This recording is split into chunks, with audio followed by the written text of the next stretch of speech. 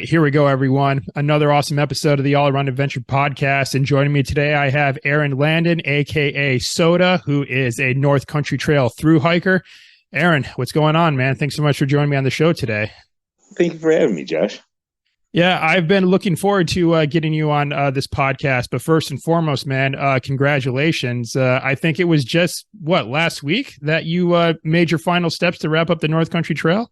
Correct. Last Monday, December 5th, actually, is when I came across the finish line for the North Country Trail. Yep, I finished her up. All right, outstanding. And how does that feel? I mean, I know this, it's you don't do 4,600 miles in a day, so it's a long ordeal to do it. So just kind of describe it, man. How you feeling? Well, first of all, it was actually 4,800. Oh, that's right. Yeah, I forget that extra 200. So thank you for the correction. Yeah, please don't forget those 200. But to tell you the complete honest truth, it's actually been about 4 hours since I've actually been home. I've been traveling in that week, staying at different people's houses, a couple of different trail angels that took me in. So to be completely 100% honest, man, I haven't had a whole lot to time to decompress and actually think about all this. I've had a few long bus trips to actually sit there and think about it. But man, it's surreal. It's when I crossed that finish line, I didn't have words, and I still don't have words. It's slowly coming to me per day. But like I said, I spent 3 days at one trail angel's house and another 3 days at another trail angel's house. So I've had time alone, but not completely alone to actually think about it and let this all absorb. So I'm almost speechless. It's an incredible feeling. All right on, man. Well, we're certainly going to be taking a deeper dive into your time out on the North Country Trail. But I mean, before the North Country Trail, though, I mean, your journey as a hiker goes back a lot farther than that. So, I mean, I guess let's just kind of go back a little bit here. So Sure. Can you just kind of sort of tell us, what was it exactly that inspired you to become a hiker in the first place? What inspired me to be a hiker? I'm not quite sure where the exact passion to become a backpacker or a thru hiker came from, but I think it all stemmed, like the whole outdoor adventure and going out for weeks at a time in the wilderness came from. I was a really avid Boundary Waters canoeer back in my teenage years and my 20s. I've been going up there for many, many, many years. And that's where I think this whole thing started. To tell you the truth, I can't pinpoint a moment, but I remember coming through some of those portages, which, the Boundary Waters, it involves carrying 120 pound sacks across short little portages, but really rugged stuff. And I'd done that an awful lot. I've done that a couple dozen times. I just remember coming across some of those portages thinking, I kind of want to take this to one step level or this one level higher and not stop after the 2-3 miles. And I think that's where the whole passion of carrying my belongings for a long distance at one time came from, was going up to the Boundary Waters and being an avid canoeer and doing those portages. And that's where I got fascinated with, I wonder how long I can carry my belongings, and, I wonder how far I could walk without stopping. And like I said, I'm not quite sure what exactly set it off, but that's, I think, where the birth of it came from. When I was hiking across Michigan, I was going through the Upper Peninsula, and I stayed with a trail angel who talked about the Boundary Waters quite a bit. And, because obviously the Boundary Waters in Minnesota isn't that far from Michigan's Upper Peninsula. And so, but just the way that he was describing it, and I haven't been there myself, but it just sounds like it would just be kind of one of those places that would just captivate anyone and just make them love the outdoors just right away. I mean, it just must be a pretty spectacular place. It's probably the most special place that I've ever been. I'm fortunate enough to be from Minnesota, which houses the Boundary Waters. But even being completely biased, I've been to many, many different places in this world, and I always continually go back to the Boundary Waters. The Boundary Waters is a special place. It's the largest roadless area in the United States. It's the largest wilderness that doesn't have any roads whatsoever, logging roads. It's zero human influence. Planes, I believe, have to fly over a certain amount over the top of it. It's just a pristine wilderness. And being in there with that experience, the remote experience, the wilderness experience, and then the portage experience, the canoeing was really fun. I loved the canoeing and the camping, but it was the portaging through that type of wilderness that just it almost became an obsession. I was up there. That's where I first found out about the North Country Trail. Was I was at a campsite, and I can't remember if it was a ribbon or a blaze was on the tree, and there's a trail that went into the woods, which is very unheard of in the Boundary Waters because it's a canoe area, not a hiking area. And I followed this trail down, didn't know what it was, went home, did some research, and found out that from that one campsite in the Boundary Waters, I could walk all the way to Vermont. And that's where the whole obsession of hiking this trail came from, what even was from the Boundary Waters. But I'd already previously had that thought of taking that experience to one level higher. And I didn't know quite what it was until I found backpacking and through hiking. Yeah. So I guess what kind of ultimately led to the transition to actually get out on the trail? Because, when you're describing the Boundary Waters like this, you're just talking about, just a vast area of like untouched wilderness, completely unadulterated by humans whatsoever. I mean, obviously, when we look at, a trail of any kind, no matter where you are, especially like one with like the North Country Trail, there's chapters going all along it. They're maintaining it. They're keeping it cleared. So, so a trail very much so resembles human influence to some degree, not quite on a huge extent. Sure. But I guess ultimately, what was it that kind of just transitioned you from going this vast wilderness area to something that was created by people? I'm not sure if I'm articulating that question very well, but what kind of comes to mind? What had happened was, I spent my teens and my 20s doing that, and then I raised my own family. I got married for a short time. I had some children of my own. I became working. I was working every day, so that Boundary Water thing kind of it was in my earlier years, and it kind of went away for a while. And once my daughter was old enough and moved out of the house, things progressed in my life. I found myself down in Miami.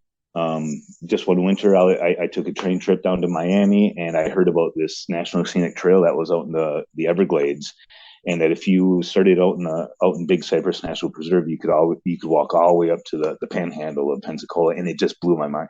It brought all those feelings back that I had when I was younger about that North Country Trail back, and I was right there. I had nothing to do. I was unemployed for the winter, and I had every opportunity to jump on this trail and give it a shot. And so I did. I went down there with I wanted to hike through hike this trail, but I didn't really believe I was gonna, and I ended up doing it. And I hadn't really hiked. I was a canoe paddler. I wasn't a hiker, and it was kind of this fantasy I had, and I actually completed it. And it was just this crazy excitement and thrill that I had that I could walk 1,000 miles or 1,100 miles across an entire state, and it lit a fire in me. It was something that I was passionate about again. And not only that, I was good at it. It was something I found something in life I was good at, and I was passionate about it, and it made me happy. I was at a low spot in my life at that time, and everything about it pointed to, this is what the next chapter of my life was going to be like. So that's what I mean. I don't know where the whole backpacking came from. It just kind of happened. It was nothing that I made a conscious decision to do. It just happened, and I kept chasing it, trail after trail after trail, and I just kept completing these trails. I'm like, oh my gosh! I'm like, I can't believe I just walked from the Mediterranean Sea to the Atlantic Ocean across 3 different countries, and I did it, and I feel like I did it well. It was just it lit a fire in me that it was just this passion was back, and how could you turn your back on that?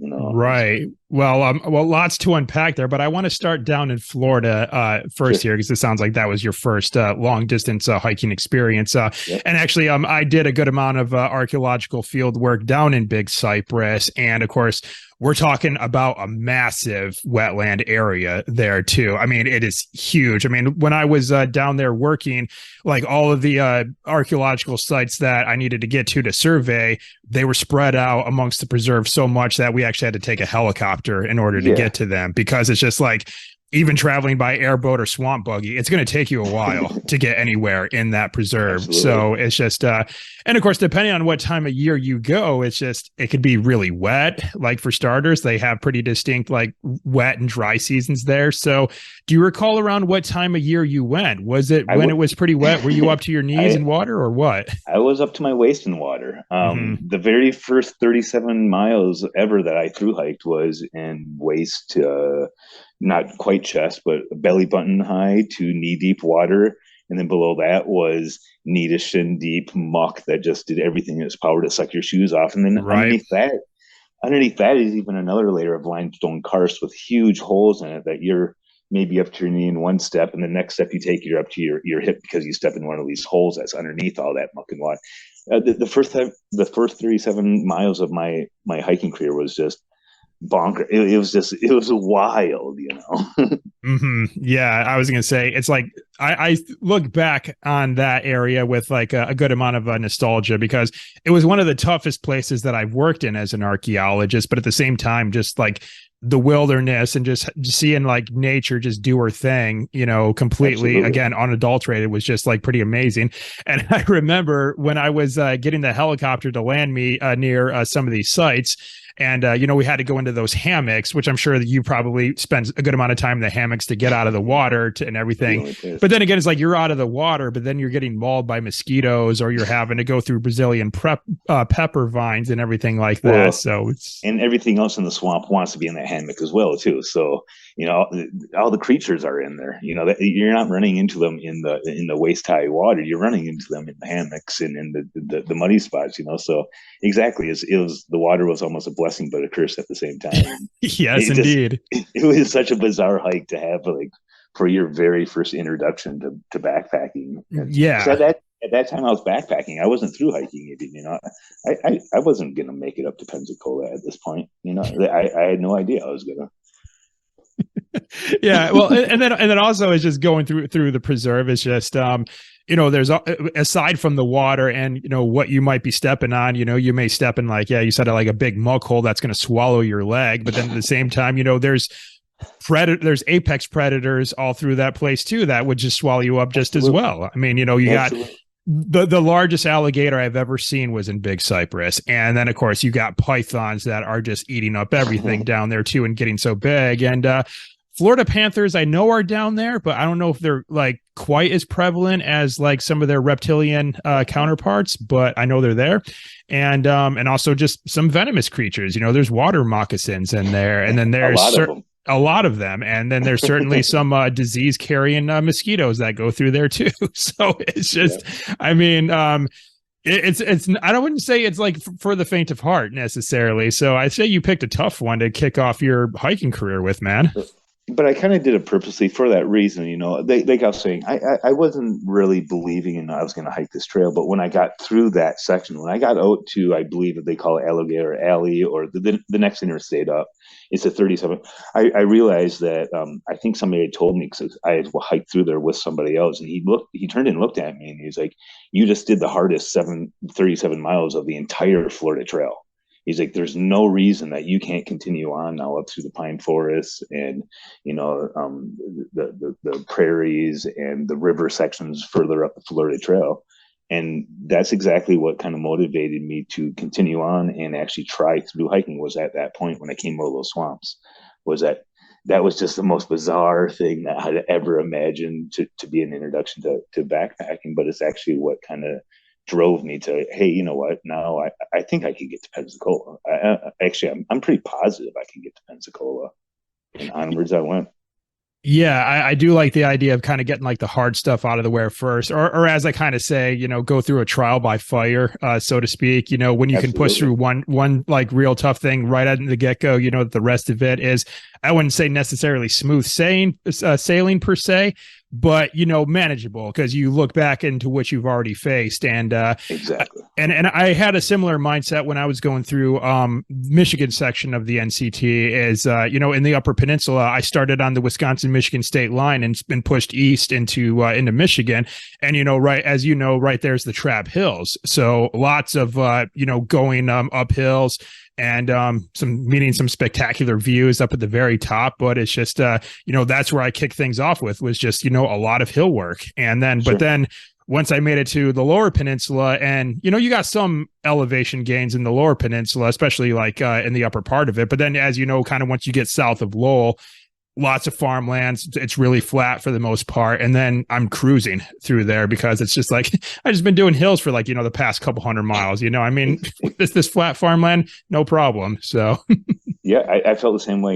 Coming through, it's kind of I know I'm kind of jumping ahead, but it is kind of one of the reasons I decided to end in Ohio, is because I knew that it was flat on the western side of Ohio, and that I could just cruise those last couple hundred miles because I was used to the ups and downs and the hilly areas of Vermont and New York, Pennsylvania, eastern Ohio, and I could just kill those miles on that eastern or that western side. And so that, yeah, I hear exactly what you're saying. Yeah, and yeah. it's definitely true. Yeah. So going through or across like the North Country Trail. So how did you end up structuring that? Did you kind of go eastbound first and then kind of get to a certain point and then head to Vermont to go westbound to meet where you left off? How did you lay that out? Well, when I first started, and all the planning that I had for the North Country Trail was I really wanted to do it as an eastbound hike. I wanted to start in North Dakota and I wanted to finish in Vermont, and it was pretty important to me at the time. When I first started, it was a driving factor that I wanted to be in Vermont before the snow flew, and that was kind of my goal. Um, which I gave up halfway through. But it's what got me through the North Dakota weather, the North Dakota snow. It got me through an illness in Minnesota. That drive to I've got to go, I've got to reach my deadline out in Vermont. That drove me all the way to Defiance, Ohio. A little bit before Defiance, it was about Lowell, Michigan, is when I started realizing that I'm not. If I continue going east, I'm not going to beat the snow. There's no way I can lie. I can't say that to myself and actually believe it anymore, because I know for a fact I'm not going to make it out to Vermont. So that's my midpoint in Lowell is when I decided no longer going east. I'm going to flip out to Vermont and enjoy the last few summer months out in Vermont and New York. And then whenever the cold and the fall hits, maybe that'll be somewhere in Philadelphia or Pennsylvania and Ohio. And I figured the reason I could justify that was I went through a pretty brutal winter in North Dakota, and I'm like, if I could do that, I can definitely do winter in Ohio. I don't know if I can do winter in Vermont though. Mm-hmm. So I flipped in Defiance and went out to Vermont there, and then started heading westbound back to Defiance from Vermont. Gotcha. Okay, cool. So what kind of hiking style have you kind of sort of cultivated for yourself? I mean, you were kind of describing, if we go back a little bit, when you were down doing the Florida Trail, that you kind of started off just with more of a backpacker sort of mindset and everything. Has that style of hiking for you, has that changed at all? Have you kind of maybe bumped it down to more of like a minimalist lifestyle, or you just really try to kind of stick with some more creature comforts? I guess, how do you go about these long distance hikes now? Um, the long distance hikes I did up before this hike, before the North Country Trail. So all the other hikes previous to this one were about mid range. I definitely liked creature comforts. I had some luxury items I definitely brought with me: my stove, my fuel can, a two-walled tent, a double-walled tent instead of a tarp tent. There was just a few things, air mattress, things like that. So I was about midweight, about 26 to 28 pounds, 24 pounds, somewhere in there. Um, and that's actually what I started the North Country Trail with as well, just because that's what I was familiar with. I did a lot of European hiking before this, and it was a different style of hiking where I could bring more things with me because there wasn't as long of stretches in between resupplies. Um, so when I started this hike, it was also in wintertime. And so I did start with the two wall tent system, a big Agnes tent with, I think it was a 10-degree quilt. And I had an air mattress with me. I had the stove with me. I had all that stuff plus layers. I did have some comfort items, such as some things from home that I brought, just some personal items, you know. By the time I came into Defiance, Ohio, I was pretty ultra weight. I was down to 11 pounds total. I had a tarp tent at that point. I had a 30-degree quilt. I had no underlayer at all. I had zero extra clothes. I didn't have my stove anymore. I even got rid of my water filtration system, which I don't really admit to a lot. I, I, I basically had a tent and a quilt by the time I finished, and 2 days worth of food. And I think that weighed in like I think like 8.1 pounds or something like that. I'm not quite sure. Wow. Okay. So Yeah. Cause yeah, I was rocking like an Osprey Atmos 65 for my whole trek, because like yeah, well, I started in like late August, and so as you know, it winter tends to come up pretty fast in Michigan. The temperature drops pretty well, and when I yep. did it last year, it seems like we almost kind of skipped fall. I mean, especially like in the Upper Peninsula, it just seems like we skipped fall like altogether and went Yeah, I straight heard you into guys got winter. nailed. Yeah. Yeah, we certainly did. And I tell you, Aaron, I blame it all on like people who started raving about Christmas after Halloween was over, because like on November 1st, it snowed on me out on the trail. And like I said, I blame it on everyone who started raving about Christmas as soon as Halloween was up. So Well, I hate to tell you, I had the most beautiful fall I've had in probably 20 years. So I think the trail guys were looking down on me. I didn't have, I had maybe 3, 4 days worth of snow the entire hike. So I can't complain about that. right on. All right. So what I'm kind of curious to ask you about next is looking back on the North Country Trail, and this is certainly going to be a loaded question because as you know, we've mentioned like this is 4,800 miles worth of trail that you're seeing on the ground. But what sort of stands out in your mind as some of your favorite highlights and your favorite spots? Because I mean, there's so much to see, but I mean, what kind of stands out to you? There is, and it is a loaded question. I hate to admit it is because I can Mm-hmm. answer it on so many different levels. Greatest and how, the greatest people, the greatest scenery, the greatest day that I had. I can answer that question so many times, but the way that I get asked that question a lot, and the way that I rephrase it for me to be able to answer it honestly is, if I could go back and hike any of that North Country Trail, what sections would that be?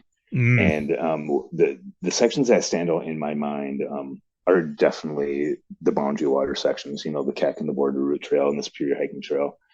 But I've done those trails quite a few times. It's where I'm from. So then I want to go out to these other states that I hadn't been. So like Picture the Rocks was obviously, to me, probably the best part of the trail for me. But again, it's hard to say what was the best. But that's the spot that stands out the most for me was Picture the Rocks National Seashore or Lakeshore up in the Upper Peninsula, Michigan. And then another place shortly after that really took me off guard and surprised me, where I didn't really think that it was going to be that beautiful an area, but it turned out to be one of my favorites, was the Manistee National Forest. Mm-hmm. Oh Was yeah. It blew my mind. I mean, that is a beautiful forest. I would go back in a heartbeat. I would hike every single mile of that forest again. I absolutely loved it.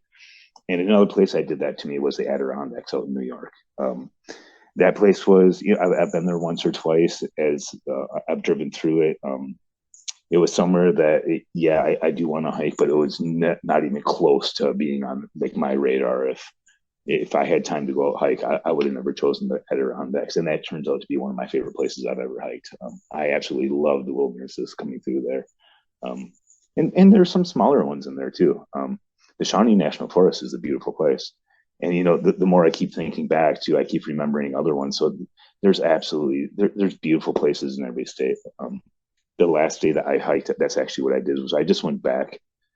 There were so many memories to think about that it was almost confusing in my head. Like I couldn't focus on one memory just because I was trying to like just reminisce about this entire trail. So I took it state by state. And I'm like, what did you like about North Dakota? What did you like about Minnesota? And each one of them had 5 or 6 different places that just blew my mind, and Watkins Glen in New York is one of the most fantastic places I've ever been.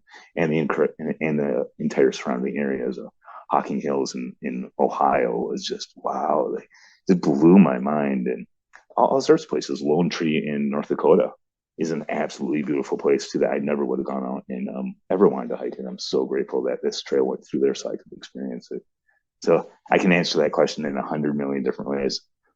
Yeah, for sure. Well, I'm glad that Pictured Rocks in the Manistee Forest, was amongst that list that you just shared because I would certainly agree with you. Yeah, those places are just absolutely amazing. Like Pictured Rocks. Well, for me was a little bit tough to get through, mostly just logistically because I mean, obviously, it's not like a best kept secret anymore. Like I remember I Mm-hmm. first hiked Pictured Rocks like 10 years ago with my brother. And back then it was just, you show up to the visitor center, you tell a park ranger, we want to camp here, here, and here. They're like, okay, shit, no problem. And then they would put it all on just like one of those tough thick permits that you just loop on your backpack and you strap to your tent and Sure. everything like that. Now it's all done electronically, and if you don't book a campsite months in advance, you're probably not going to get a spot or anything. So Absolutely. yeah, and I remember so that kind of helped me up. That held me up in Marquette for a bit as I was trying to sort out the permitting issues. And and I just remembered it's like it was just based on what was available, like campsite wise. I couldn't really afford to be picky as far as like how far one campsite is to the next. It was just what was Sure. available on certain days. So maybe that was Absolutely. tough for me going through there because like, yeah, logistics. And then also, it was strange for me because being around so many people all at once, because as we mentioned, it's a very popular tourist destination. After spending like, 300 miles on the trail by myself for the most part, hardly seeing anyone, I see all those people. I kind of got a little bit overwhelmed just by seeing so many Over people. I mean, overstimulated. Yeah. yeah. So that's so I was, yeah. I'm assuming maybe you might have you faced something similar, like when you got to like either Pictured Rocks or maybe to Quanamon Falls and seeing all those people. Well, I'm really glad that you brought that up because that was why I struggle with what's my favorite place on the trail because Pictured Rocks definitely was my favorite place to see, but I ran into that same exact feeling coming through there. With it even being extended into, I had that same exact feeling. I was coming through. I think you came westbound into there, right? I was heading eastbound actually. Oh, you were okay. So we were coming through those wildernesses before the picture drops. We were by ourselves for weeks and weeks and weeks, Hmm. and I hit that place, and it was like you said. I actually had to hold up one day because all the reservations were taken, and so I actually had to stop my hike and wait for a day to go by for a reservation to open up for me to actually be able to get in there. Once I got in there, the place was just flooded full of people. And this was a place that was literally on my bucket list. What it was way up at my bucket list ever since I've been a little child. Um, so that took away from the experience of being there. Not the scenery was still just as beautiful, but that compounded with also the fact of I was hiking, I think 18 miles through there the first day, set up camp, went down to the lakeshore, checked it all out, went up to my tent, woke up in the morning, and busted out of the west end or the east end the next afternoon. And when I came out the other side, I was just like, that was amazing, but it was almost like a blur. I didn't have any chance to actually experience. I saw it, I definitely saw it, but I didn't experience it. I couldn't stop for multiple reasons, and soak in the beautiful scenery at I can't even remember any of those arches out there, Preacher's Rock or whatever it's called,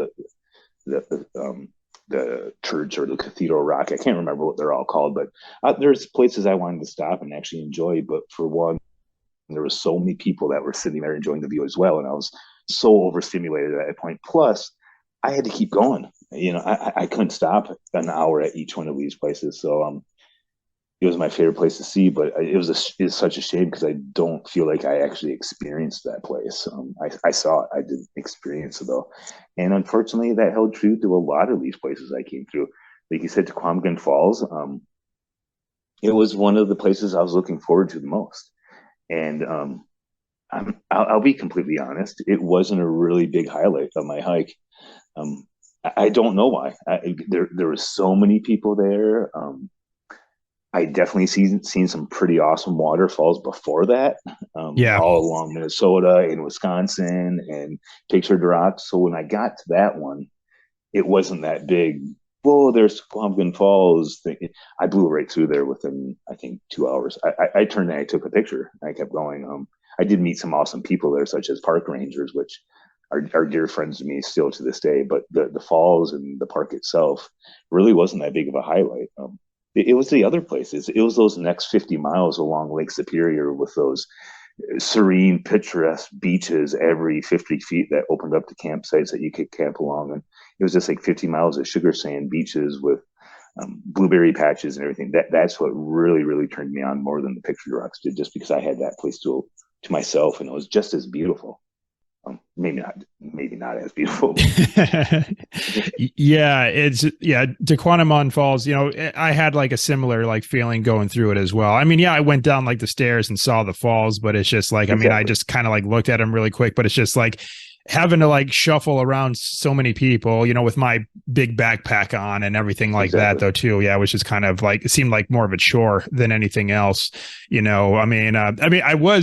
I will say I was quite happy to stop at some of them food trucks that they had laid out there and, get some hot food and everything.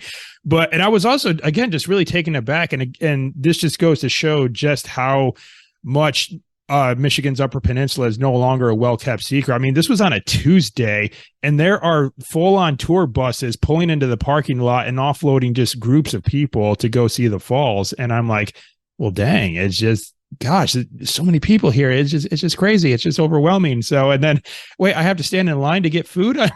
What's going on? What's going on here? Well, I kind of got that feeling when I walked into the brewery that was right at the falls. I'm like, this is a beautiful, nothing against it, but it was definitely developed.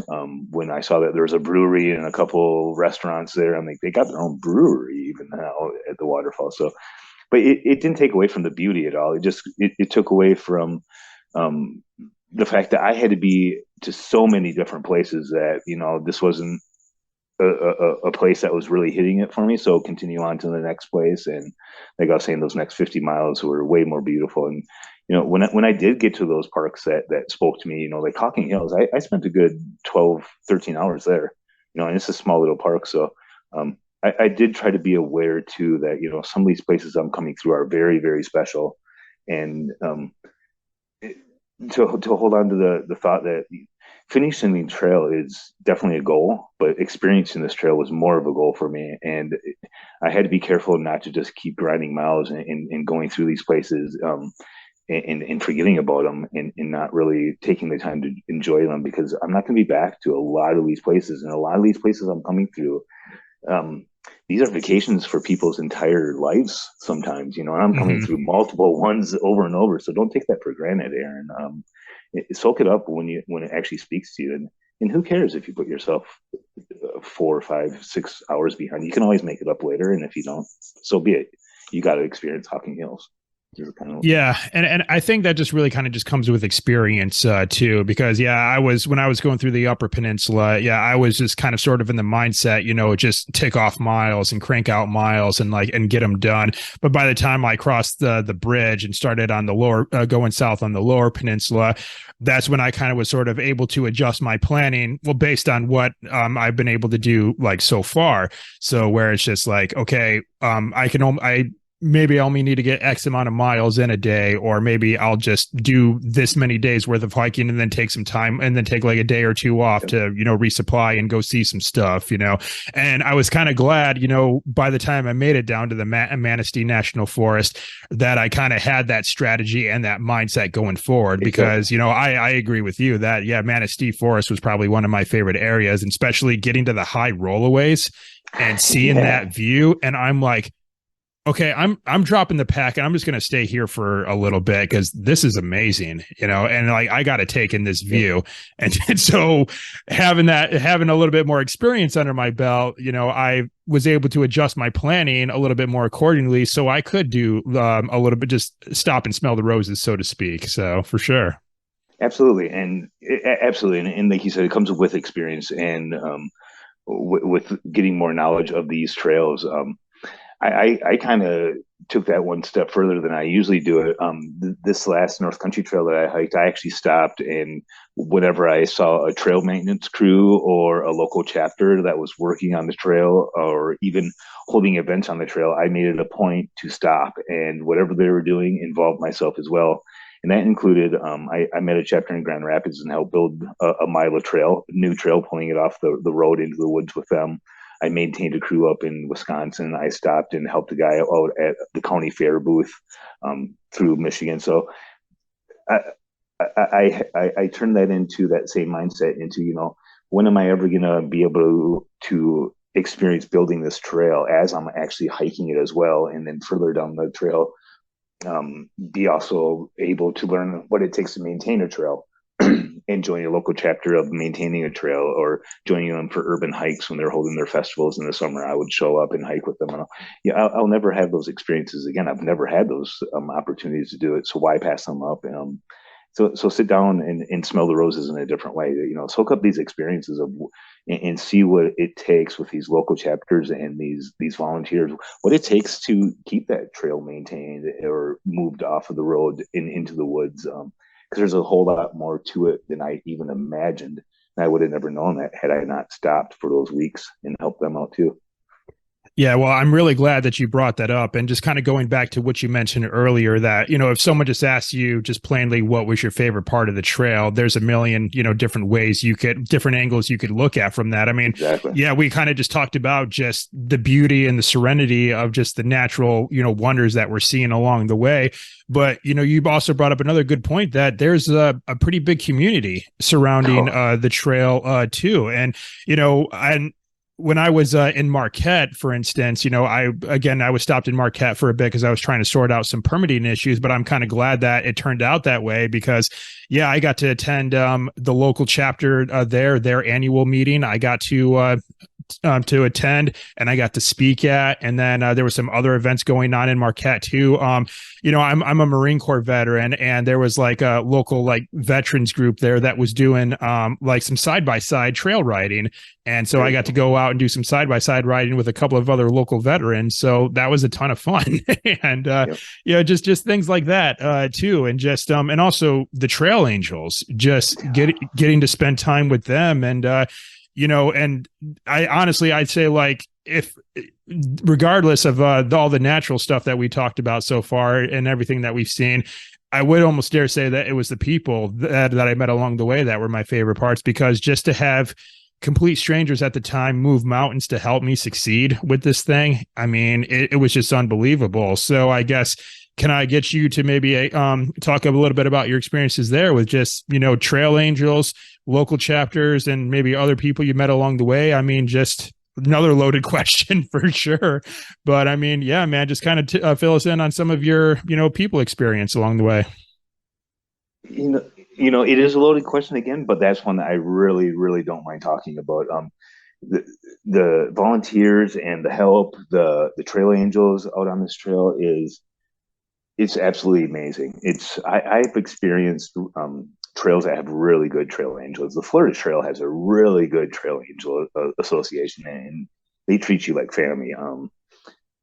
But the North Country Trail Angels and their association and the local members and the chapters are just, it blew my mind. I thought this was going to be, it is an obscure trail, one that not very many people know about. So that the trail angeling and the trail magic, the people that I would meet along the way and expose the trail to them and them offer me help, I thought that was going to be very minimal on this trail. I wasn't expecting it at all. I heard Michigan was good for it, but besides that, don't expect to get any help, and that was so far from the truth. I have met, I have no idea how many people took me in and helped me, but I would honestly be safe to say I stayed and met at least 1,000 trail angels on this hike. There was two different times that 8 days in a row with 5 different sets of trail angels that they passed me off one after another, and they got me 250 miles down the trail, and that happened twice on this hike. All throughout those two experiences, there were hundreds and hundreds of experiences of random people just reaching out to me, and I'm not quite sure if it was friends of mutual friends that they caught wind that I was hiking this trail, but I wasn't really posting on the North Country Trail social media platforms. I did make a few posts, but I stopped that very early in my hike, so I wasn't really reaching out. I did a few times, but the majority of the people that helped me were 100% reaching out to me, and um, some of them actually convinced me to take their help. They were so adamant about helping me, and when I would refuse their help, they would offer over and over and over and over again until I said yes. And these experiences I was having were just incredible. The Trail Angel network on this trail is far superior. It's on I won't say it's far superior. It's just on such a grand level of spread over 4,800 miles, and the entire trail is filled full of Trail Angels. There's no empty sections like I thought there was. Michigan is absolutely wonderful, but so is North Dakota, so is Ohio, so is North Dakota or New York. Minnesota was absolutely beautiful for me because that's where I'm from. So I had friends and family and friends and of family meeting me in the entire 300 miles up and down the Superior Hiking Trail. I just started yo-yoing up and down the Superior Hiking Trail for 3 weeks just because so many people wanted to come out and meet me where I couldn't fit them in my allotted 2 weeks to do the Superior Hiking Trail. So I yo-yoed for actually 4 weeks on the Superior Hiking Trail, just meeting up with family and friends. And there were people from Western Minnesota that were coming out to the Superior Hiking Trail and buying me dinners and wanting to meet up with me, traveling 400 or 500 miles. I can talk probably for 3 hours about the Trail Angel experiences out here. I stayed in a teepee one night. There were people that had hot tubs that they were convincing me to come over to their house and sit in their hot tubs. There was people that had ranches with horses. I I've stayed in every single demographic person's place, from every race, every walk of life, every job that you could think of. Is incredible, and I didn't really ask for any of it. I did in certain times, but it was almost 100% offered to me. Um, it was the most beautiful thing. I stayed, I think, 5 nights at one of the places in Southeast Ohio. I stayed 5 nights, and that one Trail Angel couple slacked back me for 5 days. I can tell you stories like this all day long. The Trail Angel network on the North Country Trail is fantastic. And I haven't even started talking about the chapter members. The chapter members are the exact same way. They invited me to their chapter meeting with all the different chapter members so I could see what was going on with the North Country Trail Association behind closed doors, I guess, if you want to say it. So they invited me right into one of those meetings. They were asking me questions as a backpacker, what I thought about certain sections of the hike needed to be changed or what I liked about them. And just to be involved like that, like they saw it as an opportunity to improve their trail. So the Buckeye Trail Association invited me into one of their chapter meetings, and I've never experienced anything like that before from chapter members. Chapter members reaching out to me saying, I see that you're coming within this certain town in 4 days. We're holding a urban hike. Would you like to come join us? I come down there and they've got t-shirts and bandanas for me. It's incredible. Incredible. Yeah, for sure. I think I'd like to tell people that if there's ever a moment in your life where you feel like you are losing faith in people, like losing faith in humanity or whatever, go get out and hike the North Country Trail, because that'll totally change your perspective on that, like, immediately. And yeah, it's just like, actually on my very first day, I'll tell you this, Aaron, you know how there was a big stretch, maybe about like 30 miles, like going east into Michigan from the Wisconsin-Michigan state line, where it's mostly road walk. So it's all like private property, no real place to just waltz off to the side and pitch your tent. I went about 16 miles that day. And I actually just went to a random house and I knocked on the door and I just simply asked the people, hey, I'm here. This is what I'm doing. Would you mind if I pitch my tent in your yard? And they not only did they welcome me and allow me to stay, but they actually offered me their entire guest house. So my very first night, I was able to take a shower. I was able to wash my clothes. I was able to hydrate like crazy because I had a water tap. And then they said, okay, yeah, dinner's going to be ready at this time. If you want to come over and have dinner. And they made me breakfast and, just the works. And, and I just waltzed onto their property just like this, sweaty, exhausted mess really at this point. And yeah, they were just so kind. And, that trend continued the rest of the way too. Like, and of course you and I, our mutual friend Buck Huff, he had just made some of the finishing touches on the on bin walk-in, and I stayed with him and Jenny for about like 4 or 5 nights, and they helped me slack pack through much of their area. And then I had a couple of other trail angels like south of them, same deal, slack packed me. It was just like what you described. It's like there's the network happening there where one trail angel will get you up to a certain point, hand you off to another trail angel to get you a little bit further down, and then just like that way too. But yes, same deal, just different walks of life, different backgrounds, different races, and so on and so forth. But what brought us all together was the trail and our love for the outdoors. And, that was just an amazing thing to experience. And yeah, we could definitely, I say, just do an entire podcast, just sharing trail angel stories alone. But, it's just, again, I would just go back to anyone listening saying that if you are ever losing faith in humanity, get yourself out on the North Country Trail, because I think it'll change your perspective on that really quickly. And that was actually the exact phrase that most of my followers were saying throughout my hike, was when I was posting about these trail angels, was thank you for restoring my faith in humanity, for sharing these stories that I was experiencing, because it's exactly what you're saying.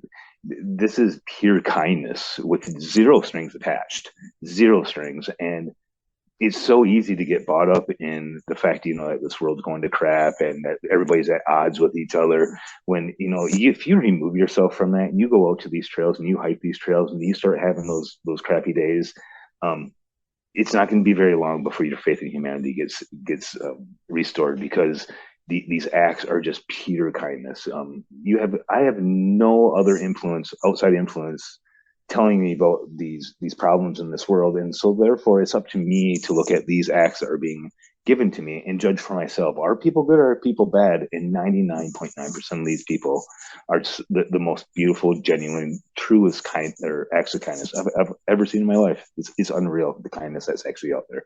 Yeah, absolutely. All right. So what I want to ask you about next, now having just finished this whole trek, just looking back on it, what do you think were some of your big key takeaways and life lessons that you learned? And I keep throwing all these loaded questions at you, Aaron, because again, you're out there for months doing this, so I mean, you probably picked up quite a few. But I guess similar to the other loaded questions I asked you, I'll just whatever just I guess comes to mind. I mean, if you looking back on it, what are some of the biggest life lessons you think you've learned from this experience? I don't mind these questions one bit, because that's exactly what I need to be doing now, is looking back at this hike and actually trying to figure out these questions, because I thought I was going to have them figured out. I don't. So, just thinking of it off the top of my head, the biggest thing I learned was, the mental power in this hike taught me an awful lot. The fact that, I can be physically broken, I can be spiritually broken, I can want to quit, but the mind is a powerful thing, and that was shown to me on this hike so much. The fact that I could overcome some of the things that I overcame, it's unreal to me, and it just shows me that in going this day forward, there shouldn't be anything that I can't achieve if I truly want it. I can put my mind to something and achieve that, and that's what I got from this trail. The other thing was that kindness thing.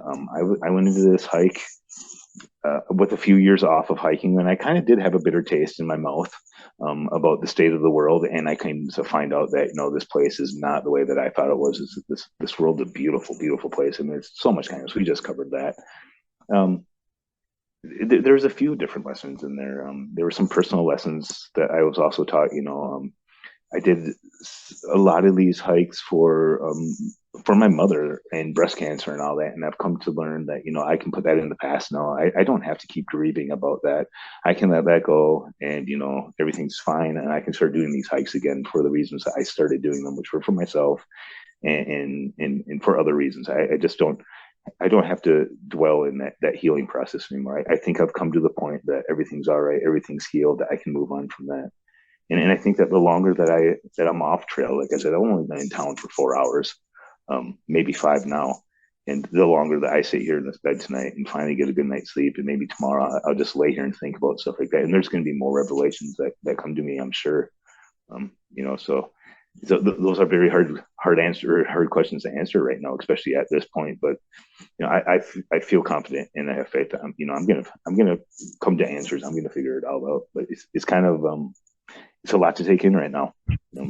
Yeah. That's the first. This is the first time I've been in a closed room with a door shut, and had like my own space in basically 10 months.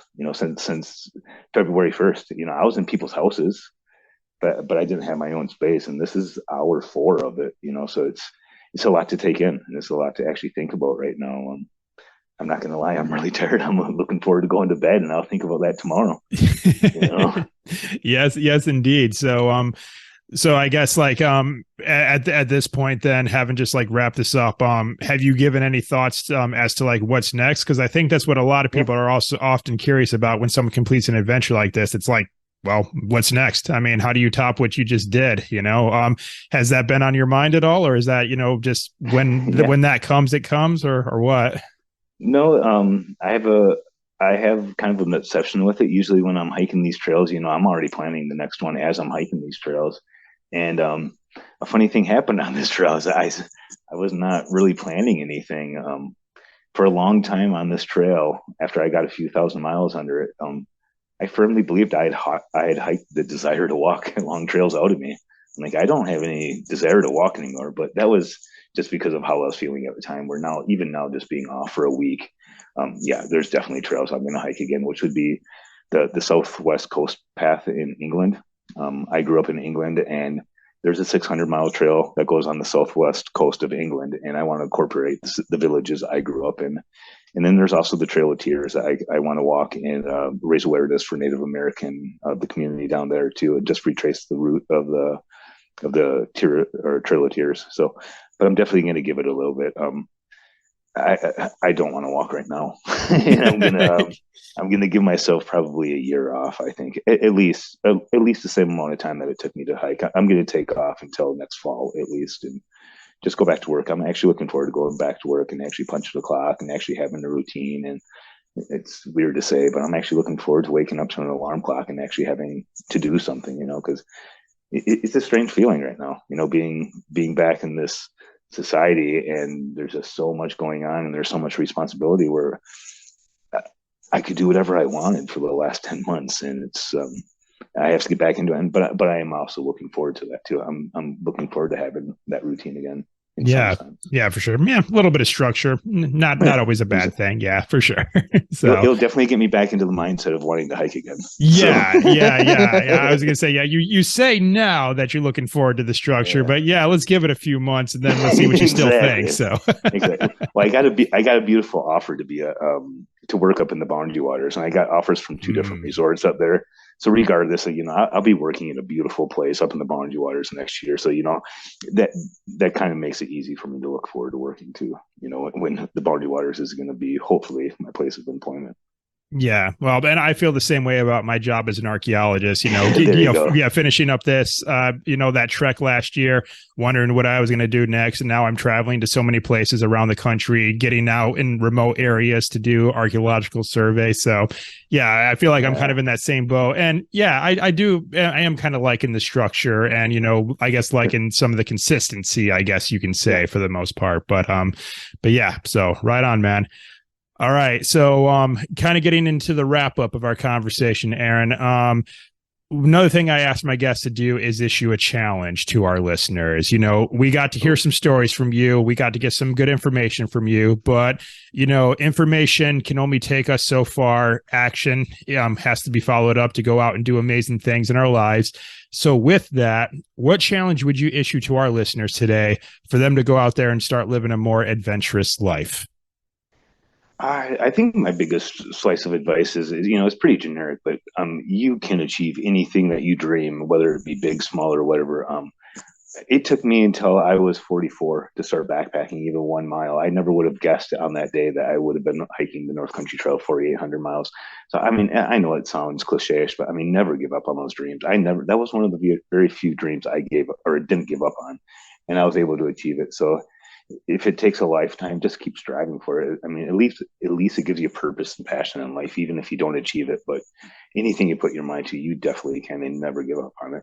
Yeah, absolutely. Because I mean, I don't know how many times I heard some people say like, "Oh, I just turned 30. Like, now now here comes the decline or whatever." Like they say, or like their life. They sound as if like their life is over when they just like turn 30 and they're no longer in their 20s. I'm like, well, yeah, it will be if you say that and you really Exactly. believe that. But it's just, I mean, I feel like as I get older, I'm in my late 30s now. I feel like you need to be like putting more pressure on the gas pedal, not letting off it. You know what I Absolutely. mean? So, because otherwise, yeah, you will start to deteriorate. If you don't use it, you lose it. And the way I look at, especially like the North Country hike and these kind of not normal hikes, like where I kind of start mind messing with my mind of, are you sure you can do this? I can come up with 100 million reasons why I shouldn't do this or I can't do this. But if I start focusing on the reasons why I can do this and what's going to come from it instead of looking at the negative, those negatives are always going to be there. I'm always going to be 47. I can't change that fact. But if I start focusing on the reasons why I can do these things instead of why I can't, it becomes a lot easier. It becomes a lot more feasible to achieve that. And it comes more realistic in your mind. Before they're pipe dreams, now they're actually realistic dreams. Yeah, definitely. Right on, man. All right. So, what I have for you next is my final three. These are three fun questions. At least I like to think that they're fun questions that I ask all my guests at the end of the show. So, of course, you're going to get asked these as well. And the first of these three questions is, what is your favorite place that you've been to so far? My favorite place I've been, it was definitely South France, up on the Pyrenees Mountains, doing the Sentier Qatar. Um, it's a series of 10 different castles that the trail goes to, and then you stay at the castles up in the South French and northern Spain border, right along the ridgeline of the Pyrenees Mountains. But by far, my favorite place I've ever hiked, by far. No, I like the way that sounds. I'm going to have to Google that when we're done with our conversation here. So, right Yeah, on. All right. So, what I have for you next is the next question. What is one thing on your bucket list that you have yet to do? oh, I don't know about that one. I do, okay. I guess hiking up in Alaska would be one of them for sure. That's Mm, something that I've always dreamt about doing. Up to McKinley and actually doing some alpine climbing up in Alaska. And I have yet to even be to the state of Alaska. So I guess that's definitely one bucket list thing. That yeah, let's go okay. explore Alaska. All right. So, right on.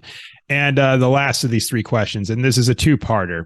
What is your favorite animal, and have you seen this animal in the wild? What is my favorite animal? My favorite animal would probably be a black bear. And I have seen a few black bears in the wild. I've seen quite a few black bears actually. I've never seen a black bear give me a problem in the wild. I've never had a bad encounter with a black bear, but I've definitely seen a few black bears in my time out there. Yep.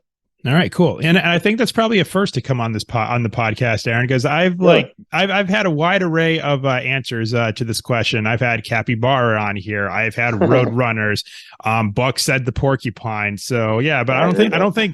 I don't even think bears in general came up. And to come to think of it, Oh maybe man, I I don't know. love them. They're the one of the best animals to watch. The very first bear that I saw was swimming across the lake at me, and it was just so amazing to me that this bear was swimming like right at me that it did dawn on me until he landed that there was a bear coming out of the lake at me.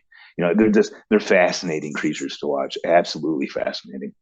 Yeah, for sure. Right on. All right. Well, Aaron, that's it, man. That's all the questions that I have for you today. But I guess before we wrap up for good this time, I guess where can our listeners, I guess, go to connect with you? Like if they wanted to maybe reach out to you, try to hear a little bit more about your story. I mean, there's only so much we can cover within like an hour long podcast episode. So if they wanted to reach out to you to hear more about your story, how could they do that? The best place to do that would just be on regular Facebook, and it would be Aaron Landon, Landon. In parentheses would be my trail name Soda. The only other place I do really post very much stuff is on Instagram, and that would be Soda Hikes. but I'm not very active on that at all. So I don't really post on a whole lot on social media except for Facebook. That's the main one. You can definitely find me on Facebook. Okay. All right. And I'll get that linked up in the show notes for this episode so the listeners can go and find it there. All right. Well, Soto, man, I really appreciate you taking the time for joining me today. And again, I know you've been on the move quite a bit, and I'm just kind of catching you while you're sort of trying to down regulate and kind of, rest up a little. But, I just appreciate you hopping on and sharing your story and your insights with myself and the listeners today, man. This has been great. Thanks a lot, Josh. Thanks for having me on. I really appreciate it. All right. Right on, man.